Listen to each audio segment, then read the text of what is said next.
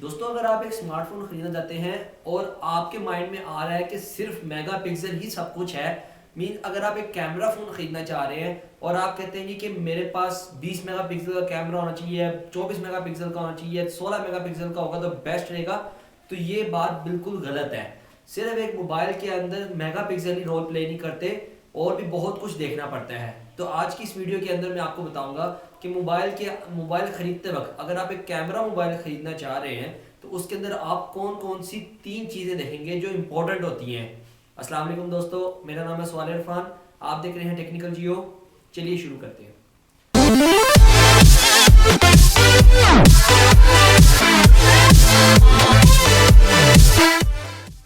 दोस्तों, मोबाइल जब आप एज ए कैमरा यूज़ के लिए ख़रीदने जाएं तो आप उसके अंदर से 3 चीज़ें ज़रूर देखें। सबसे पहले आती है जी उसका सेंसर साइज़, देन उसके बाद अपर्चर और उसके बाद उसका फ्लैश।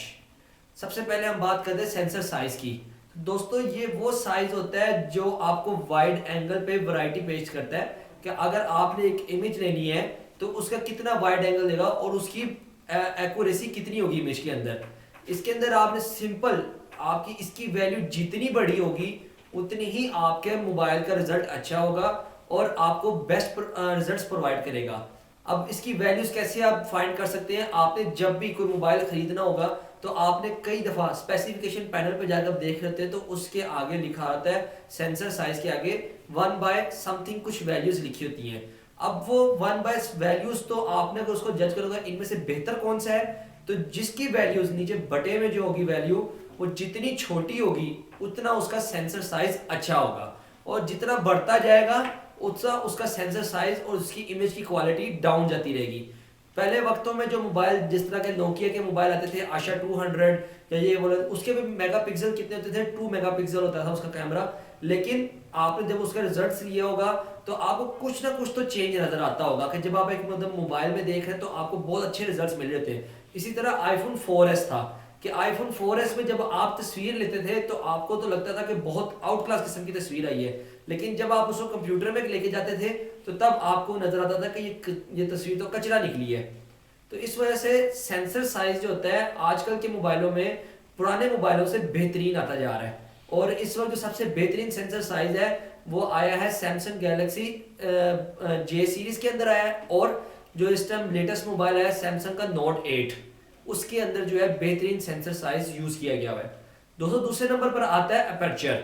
अब अपर्चर क्या होता है, ये आपके एक फोकल लेंथ होती है। हमने फिजिक्स के अगर आप स्टूडेंट्स हैं तो उसके अंदर हमने पढ़ा होगा फोकल लेंथ। फोकल लेंथ में क्या होता है जी कि आपका मिरर्स जो होते हैं उसको एक जगह पे फिट कर दिया जाता है, और उसके बाद 2 निडल्स जो होती है ना उसको जो है उसके बिल्कुल उसके मिरर्स के दूसरी साइड पे उसको रखा जाता है, और तब तक उस निडल्स को हिलाया जाता है उसी सीक्वेंस में जब तक वो निडल की जो इमेज है वो क्लियर नहीं हो जाती। अब आपको आसान वर्डिंग में मैं इसको बताऊं जिन्होंने फिजिक्स नहीं पढ़ी हुई। अब फिजिक्स के हम सेपरेट बात करेंगे। अगर आप किसी की तस्वीर लेना चाहते हैं और उस पर आप फोकस करवाना चाह रहे हैं तो इससे क्या होता है कि आपका जो जिस चीज पे आप फोकस कर रहे होते हैं वो इमेज ब्राइट हो जाती है और उसका जो बैकग्राउंड होता है वो ब्लर हो जाता है। ठीक है, जस्ट लाइक आपका जो मिरर काम करता है, जो आपका फोकल लेंथ के लिए मिरर इस्तेमाल किया जाता है फिजिक्स के अंदर, ये वही मिरर होता है और इसकी फोकल लेंथ फाइंड करनी होती है। अब मोबाइल्स के अंदर फोकल लेंथ का क्या रोल है।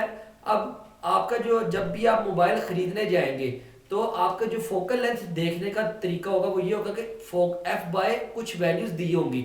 अब अगर उस एफ बाय वैल्यू जितनी बड़ी होगी उतनी आपका अपर्चर अच्छा होगा। ठीक है, अब ये किस तरह बड़ी होगी, जितनी बटे में वैल्यू छोटी होती जाएगी उतना आपका अपर्चर बहुत बड़ा होता जाएगा, मतलब आपकी इमेज उतनी ही अच्छी आएगी और अच्छी आपको क्वालिटी दी जाएगी। इस टाइम पूरी मार्केट के अंदर 80% मोबाइल जो हैं वो f/2.0 यूज कर रहे हैं, क्योंकि मोस्टली जो है इस टाइम मोबाइलों में यही ट्रेंड चल रहा है। लेकिन जो सैमसंग का नोट 9 है इसके अंदर जो है उसका अपर्चर f/1.8 है। मींस आपको उसके अंदर ऐसा व्यू मिलेगा जो आपको किसी और मोबाइल के अंदर नहीं मिल सकता। अब अपर्चर अगर आप देखा जाए तो सबसे ज्यादा पाया जाता है डीएसएलआर में। आपने उसकी एग्जांपल ली होगी कि जब भी आप किसी की इमेज लेते हैं डीएसएलआर में तो जो आपके सामने टारगेट कर रहे होते हैं, जिस ऑब्जेक्ट को आप टारगेट कर रहे होते हैं, सिर्फ वही इमेज ब्राइट रहता है, आगे पिछला जितना भी हिस्सा होता है वो ब्लर हो जाता है। वो आपको इमेज क्वालिटी बहुत अच्छी देता है। और अगर आपने डीएसएलआर के बारे में देखना हो कि आपने अपने अगर अपनी ही ज़िंदगी के अंदर देखना हो कि अपर्चर की सबसे बड़ी एग्जांपल क्या है, तो उसका सबसे अच्छा तरीका है कि आप ये फिंगर है ना, आप इसको इसके ऊपर आप अपनी फोकस करें आंखों से। जब आप इस पर फोकस करेंगे ना तो आपके ऊपर फिंगर जो होगी वो ब्राइट हो जाएगी और आपका पिछले वाला हिस्सा ब्लर हो जाएगा। तो इसका मतलब है कि हमारा जो है आंखें भी जो है सबसे बड़ा इस टाइम कैमरे का अपर्चर है, जो एक लेंस का काम करती हैं। दोस्तों उसके बाद आते हैं फ्लैश। फ्लैश आपके मोबाइल के अंदर बहुत इंपॉर्टेंट रोल प्ले करता है। फ्लैश के अंदर आपको क्या करना होता है, आपके पास तीन किस्म के फ्लैशेज होते हैं। एक होता है एलईडी फ्लैश, एक होता है ड्यूल एलईडी फ्लैश और एक होता है dual tone LED flash. Simple LED flash जो होता है वो आपके सामने एक ही किस्म की लाइट फेंकता है और वो आपको इमेज पे फोकस करके आपको रिजल्ट्स दे देता है, लेकिन उसके एक्यूरेसी जो होती है वो बहुत कम होती है। फिर उसके बाद आता है dual LED flash. Dual LED flash के अंदर दो लाइट्स काम कर रही होती है। एक आपके पास जो होती है व्हाइट कलर की जो आ रही होती है फ्लैश, और एक उसके अंदर होता है ब्लू कलर की एक फ्लैश निकलती है, जो आपके इमेज की क्वालिटी को जो होता है वो बिल्कुल नुमाया करके आपके सामने पेश करता है। फिर तीसरे नंबर पे आता है ड्यूल टोन एलईडी फ्लैश। तो ये बेहतरीन फ्लैशिंग के अंदर बेहतरीन क्वालिटी आ जाती है कि आपके इसके अंदर करता क्या है कि वो होती ही दो लाइट्स ही हैं उसके अंदर।